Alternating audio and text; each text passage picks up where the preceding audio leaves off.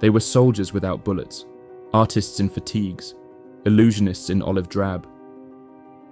They carried paintbrushes instead of rifles, inflatable tanks instead of artillery, and soundtracks instead of machine guns. This was the Ghost Army, one of the most secretive and creative units of World War II, composed not of hardened combat veterans, but of actors, artists, designers, and sound engineers. Their mission was deception, convincing the Nazis that American forces were amassing in places they weren't, that battles would be fought where none were planned, and that phantom divisions could strike at any moment.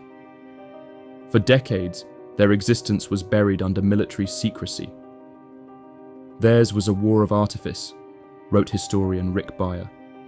They fought with rubber, with sound, and with lies. Formerly known as the 23rd Headquarters Special Troops, the Ghost Army was activated in January 1944 and consisted of roughly 1,100 men. Though small in number, their impact was significant. Their objective was to impersonate entire divisions, up to 30,000 troops at a time, through an elaborate blend of visual, sonic, and radio deception. It was psychological warfare on an unprecedented scale, and it worked with uncanny success. From the beaches of Normandy to the banks of the Rhine, they staged more than 20 deception operations, saving thousands of lives and helping to shorten the war in Europe. The idea of using deception in warfare is ancient.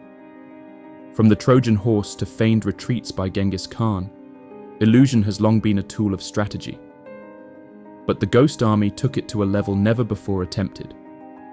Its members were recruited from art schools, advertising agencies, and film studios.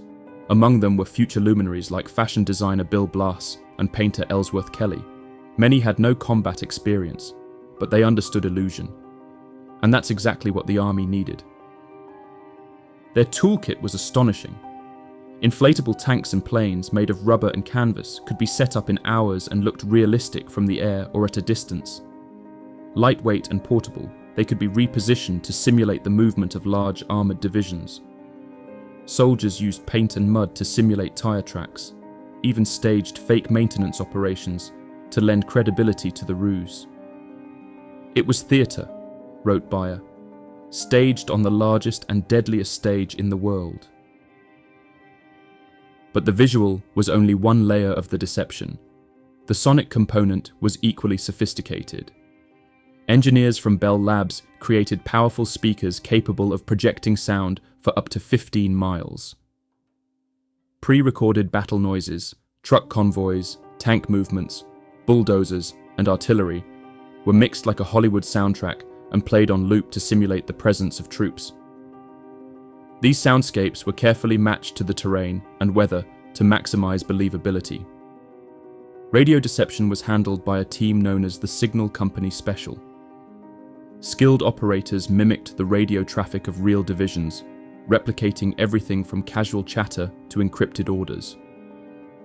They studied the style and rhythm of actual radio operators and duplicated their patterns so precisely that German intelligence never caught on. It was about creating a footprint, said Ghost Army veteran Jack Macy.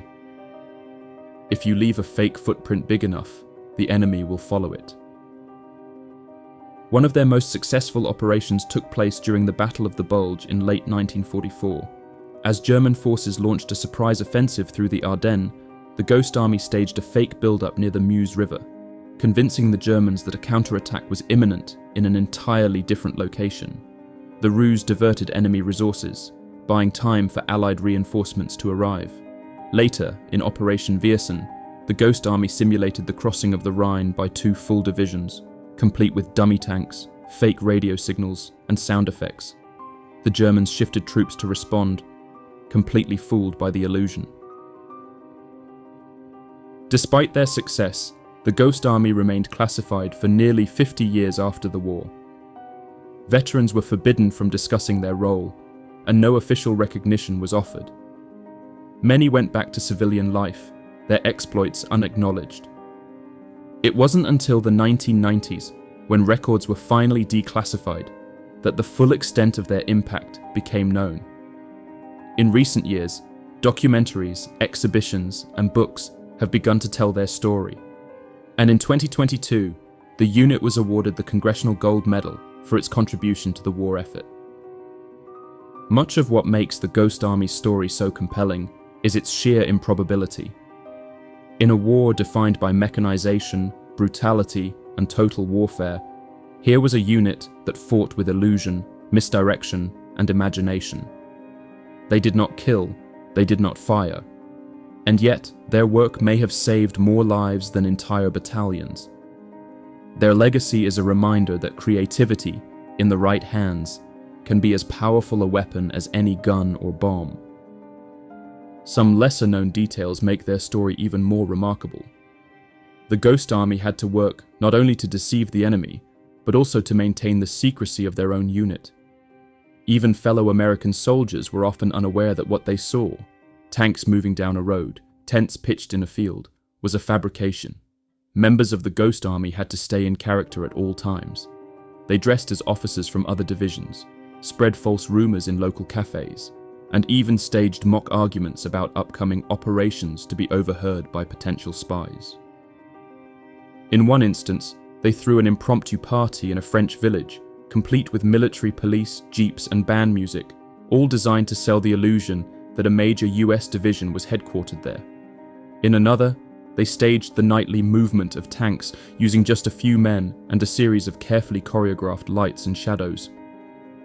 Their operations bordered on the surreal, a strange blend of war and art, danger and performance. Yet for all their ingenuity, the Ghost Army lived in real danger. If discovered, they would have been killed instantly. They often operated close to the front lines, without heavy weapons or real protection. In some cases, German scouts came within a few hundred yards of their fake encampments. The risk was constant, the pressure immense. But they succeeded because they understood a fundamental truth of war. Perception is power. In the end, the Ghost Army didn't just help win battles, they changed the rules of engagement. They proved that misinformation, when wielded creatively, could shape outcomes on a massive scale. In a modern world where information warfare has become more relevant than ever, their legacy continues to resonate. They were illusionists in uniform, ghost soldiers whose greatest weapon was belief. And for a few extraordinary months in 1944 and 1945, they convinced the Nazi war machine to chase shadows, while the real army moved forward, one step closer to victory.